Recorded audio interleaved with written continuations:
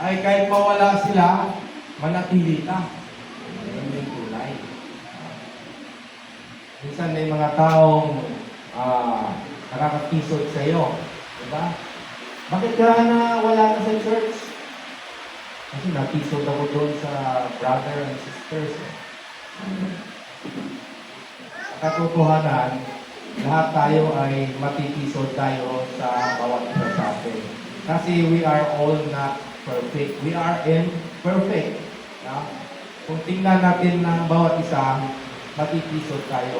Pero ang tinuturo dito, si Lord lang tingnan natin. Yeah? Para perfect ang buhay natin.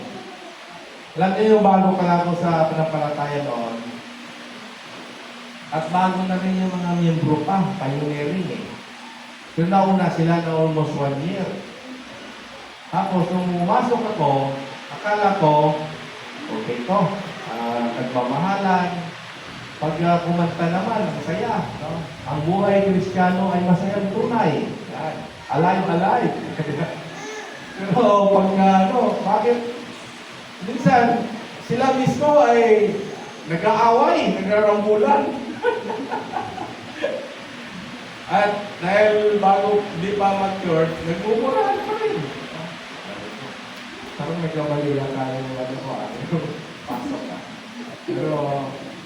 Pero may strong sense of ng Lord sa atin. Sabi ko, parang ako yata gamitin Lord na mabago itong mga tao nito.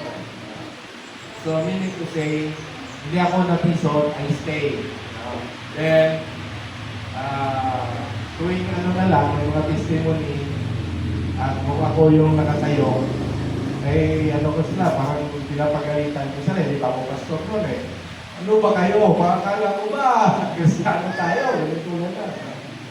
Ibig sabihin, kung talagang sa Panginoon tayo, whatever it is, no? Sa church, na mayroong kakulangan, mayroong imperfection, hindi sila ang dahilan para magpatuloy tayo sa paglilingkod sa Diyos.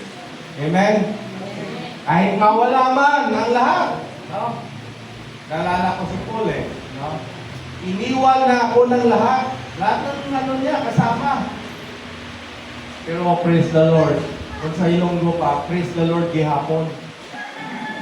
Kasi nga, hindi ako iniwan ni Lord. Mag-isa na lang siya, tuloy pa rin siya. No?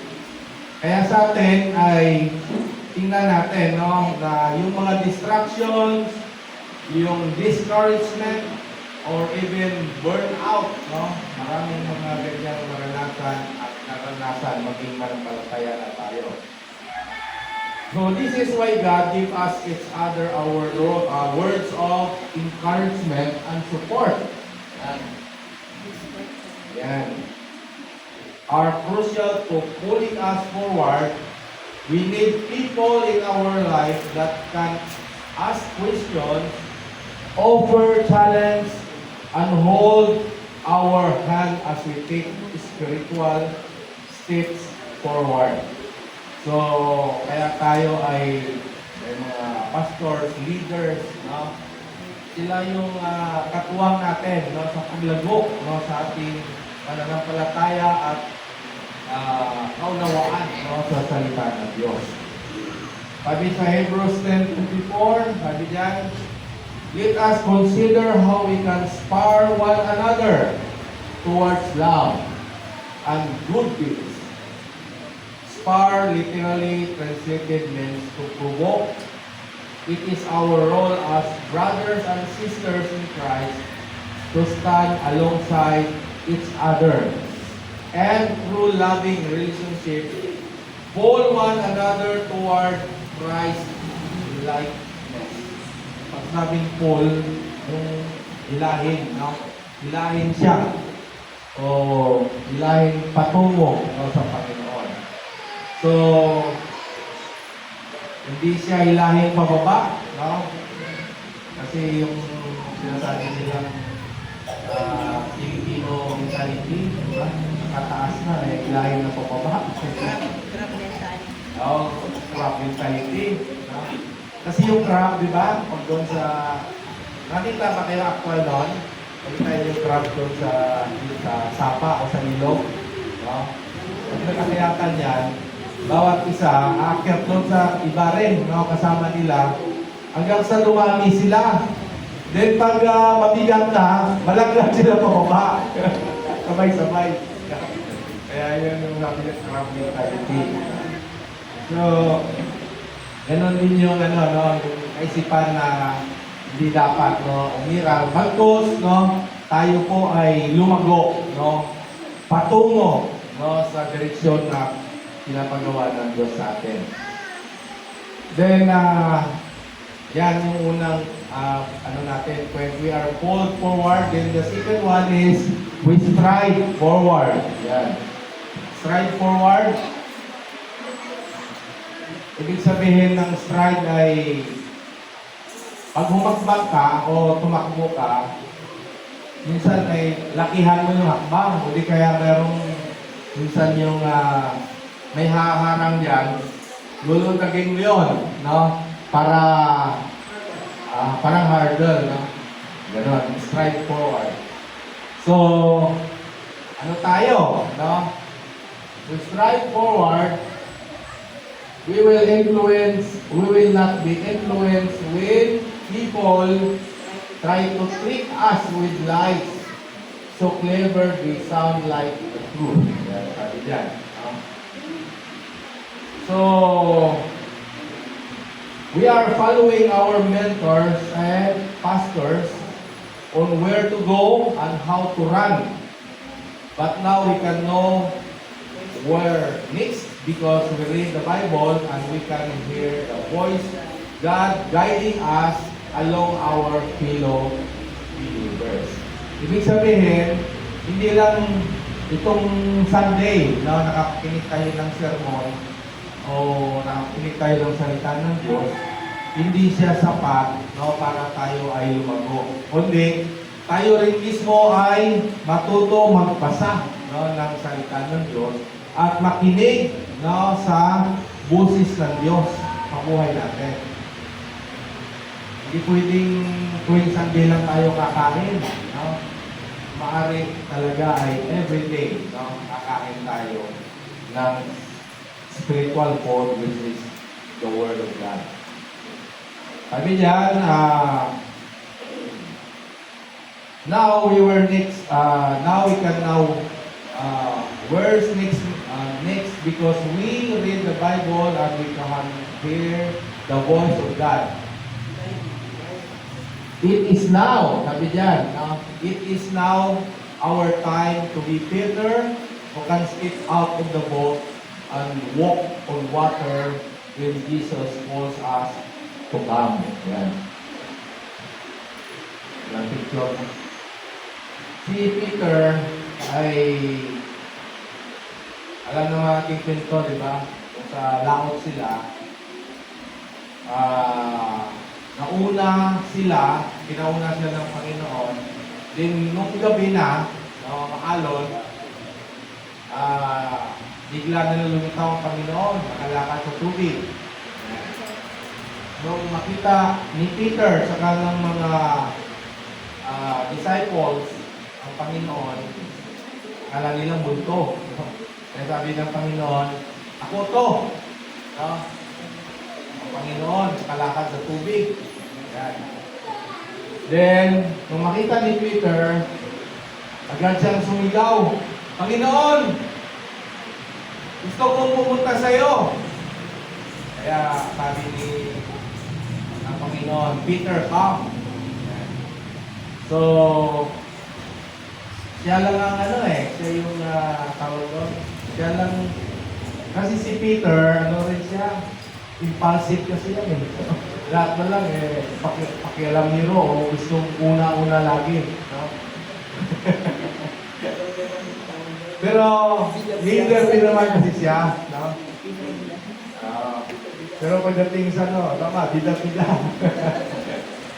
Sabi niya, Panginoon, pupunta ako sa iyo. Sabi, Peter, come. So, madaling salita, lumundag si Peter, si Peter, makbang. No? paano sa bangka, palabas. Then, nung palabas na siya, ay nakatingin siya sa Panginoon, nakalakad siya. Di ba? Hindi man lang niya naisip na tubig yung lakaran niya. No? Hindi, naisip niya yung sinabi ni Lord, come. So, madaling salita, nung unang hakbang niya, wala siyang pakiramdam, no? Na tubig pala yun. Pero nakalakad siya eh. No? So, ilang hakbang, nakalakad siya at nakatingin siya sa Lord. Ngayon, sabi doon sa ano na yun, ay sa kwento na yun, ay si Peter biglang na-disturb dahil may mga alon na dumarating yung time na yun. So, madaling salita, biglang natakot siya, no? Nagkaroon, imbes na yung kanyang focus ay doon sa Panginoon, na nawala yung focus niya at matingin niya doon sa mga alon. Then, dahil doon, lumubog siya. So, anong lesson doon, no? Ibig sabihin, ang destiny sa dapat niya ay makarating siya sa Panginoon. Pero dahil na-defocus siya, hindi siya naka-diretso. Umagsak siya. Kaya, on the rescue naman ng Panginoon, sabi niya, Lord, tulungan mo ko. So, tulungan siya at siya. No? Hindi, rato si Peter, bakit may matulong, marunong naman lumangon yun, no? Fisherman yun eh. So, ano naman ang kagandahan doon kay Peter? Kasi minsan nakita lang natin yung yung paglubog ni Peter eh. Ang gusto natin makita doon na si Peter, hindi kagaya ng mga alagad, nung makita ang Panginoon, walang ginawa. No? Natakot lang. Pero si Peter, umalis sa bangka, then pumunta sa Panginoon. The lesson na doon makita natin ay Peter, no? Nagkaroon siya ng aksyon sa kanyang nakita at paniniwala. No? Lumakad siya. No? At of course, maraming obstacle. Sa ating paglalakbay, no, patungo sa Panginoon, pag nakatuon tayo sa Kanya, meaning to say ay we can live it. No? Sa Hebrew chapter 12, no, verse 1, 2, 3, sabi noon, look unto Jesus, the author and the finishers of our faith. Nakaangkla ang ating panampalataya sa Kanya. Maraming mga distraction, mga alon, at iba pa, no, na pwedeng maka-disturb sa atin. Pero we must remain focused ang ating paningin sa Panginoon.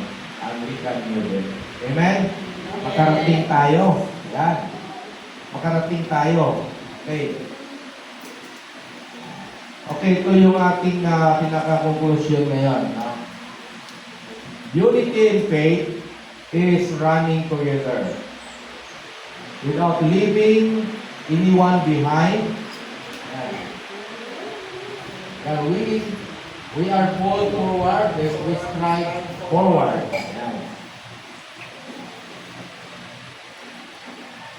And we cannot be running away from each other. Our communal compass will lead us advancing God's kingdom together. Together may not be physical presence, but our unity in fulfilling the vision and mission that God gave to our church. Sabi nga ni Paul sa Philippians chapter 3, verse 14 to 16, I press on to reach the end of the race and receive the heavenly prize for which God through Christ Jesus is calling us. Let us all who are spiritually mature agree on this thing. If you disagree on some point, I believe God will make it plain to you. But we must hold on to the progress we have already made. Let us all mature spiritually and press on to reach the end together. Mayroong mga instances, no?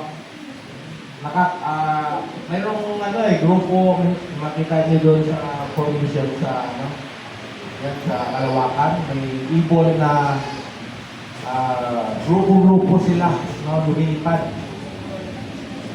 At ayon doon sa observation, pagsusuri. Pag yung kanilang formation ay kaya maganda at lipad nila na sabay-sabay ay maayos, hindi sila nahirapan, no?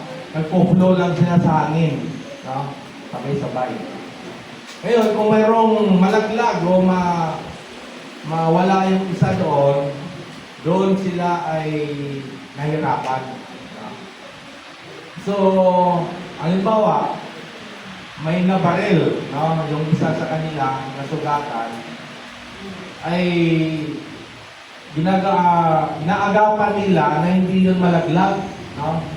At sabay-sabay nilang agapayan at yung kakulangan, no, doon sa ng ibon na yon ay ma-maintain siya doon, nakaposisyon upang di masira yung ipan nila. So, nagtutulungan sila, no, para makarating doon sa destination nila. Likewise, no, ganoon din sa atin, no. Minsan kung mayroon sa atin na mawala, sugatan, it affects the body of Christ. It affects the church. So, tayo, we are aiming to pray, no, bakit? At inaalam natin why, no? Of course, ay gusto natin na may balik siya sa fold, no? Para tuloy-tuloy ang pagsama niya, hindi siya maiwanan. Kasi mahirap minsan, nabaril na yung ibon, hayaan nilang mag-fall at mamatay. Nasira na yung formation, hindi pa natin save, no, yung nawala. So as church, sabi dito, let us all mature spiritually and press on to reach the end together.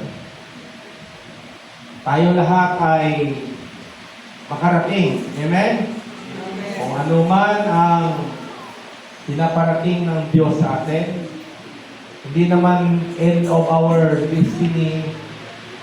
Doon sa iba pang mga mission, yan, na nais na iparating ng Diyos sa atin. Magpatuloy tayo, huwag tayong ma-sidetrack, huwag tayong ma-disturb, huwag tayo masira ng anumang obstacles, and let the Lord, no? Mayroon tayong Diyos na buhay na pinaglilingkuran at tumutulong sa atin.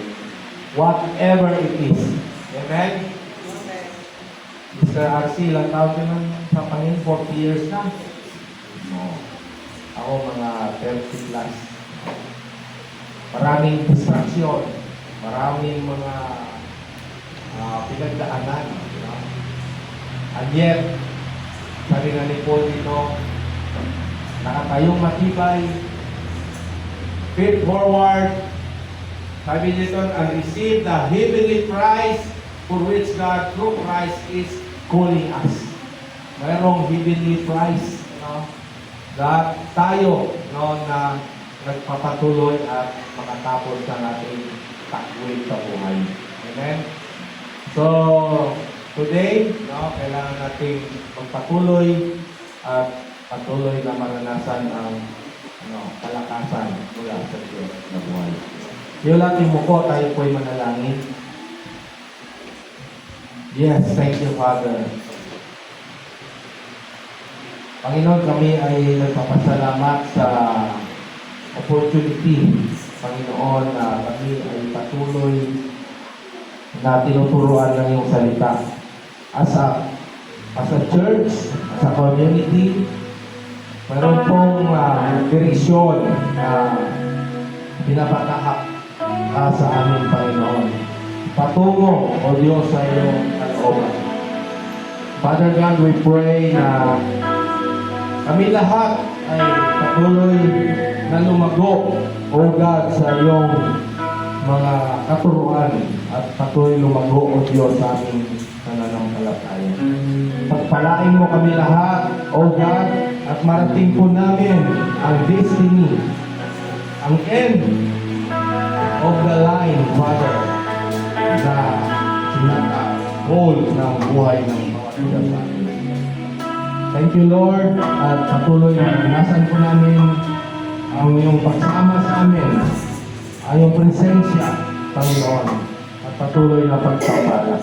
Maraming salamat po, Diyos. Ang kapurihan ay sa iyo lamang, Ama, sa pangalan ng Jesus. Ay lahat ay magsabi lang,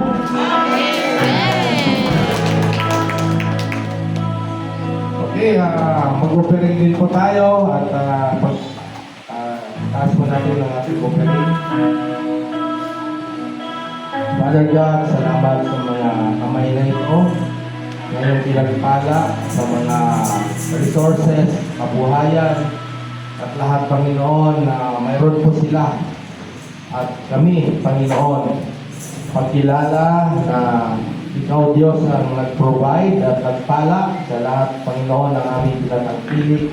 At yung mga bahagi nito, Diyos, ayon sa prinsipyo na iyong salita, Panginoon, na dapat lamang namin ibalik at patuloy na magiging bahagi sa ministeryo o gawain na pinagagawa, Diyos, sa atin. Pagpalain mo ang bawat kamay nito, Diyos, at patuloy na maranasan nila, O God, ang walang hanggang pagpapala sa buhay ng bawat isa sa amin. This is our prayer in Jesus' name. Amen and Amen.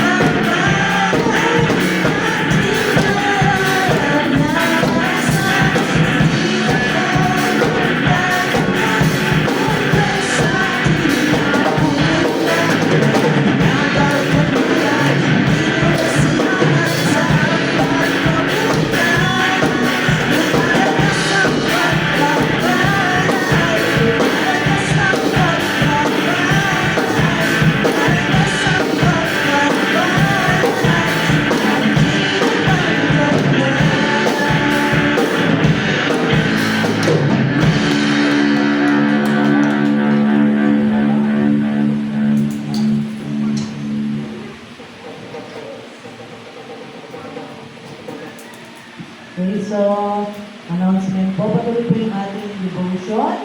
Tuwing Wednesday, alas 7 po yan ng gabi sa ating bawat tahanan. Huwag mo kalimutan mag-picture, ha? May ebidensya, biglang ay, diba, nung nakaraan, may nag-video pa, no? Okay, tapos sa Saturday na po yung planning natin. Yun po ay naka-schedule sa Kayapo. Parang ang 7 po ba sa assembly area sa ano? 7 o'clock po ang assembly time dito sa sa PTC, diba, kay Pastora RC. So, inform nyo lang po kami kung sino yung mga kasama para alam natin yung sasakyan na gagamitin. Kung may madala kayong bawang, mas maigi na yung luto na para pagdating doon is kain na lang. hindi na tayo magkakaroon pa, maabala pa sa pagluluto. Yan po. Ang Women's Fellowship ng Celebrate Women is every third Saturday of the month. So, na-head na po natin itong ginawa. Sa February po ay sa Gates of Praise ang ating venue ng fellowship na yan. Tandaan niyo po, every third Saturday of the month. Ang practice ng, hindi ko alam kung tuloy-tuloy na yung every Saturday. Malalaman po natin yan sa planning natin sa Sabado. Meron pa po bang ibang announcement na gusto maragdag? Kung wala na po, tayo nga po tumayo para sa ating closing prayer.